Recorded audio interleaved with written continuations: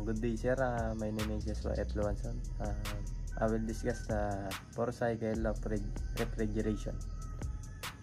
We have 4 major types of refrigeration cycle.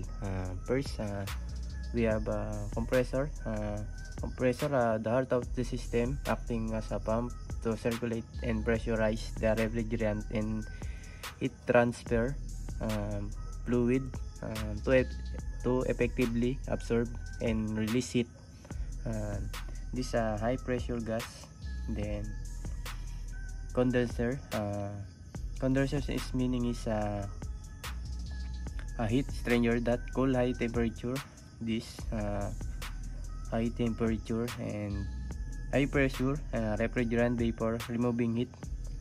This fan also helps prevent the compressor from overheating by keeping the condenser coils, which is vital for the system longevity. And then this fan also helps releasing removing heat from condenser to surrounding environment.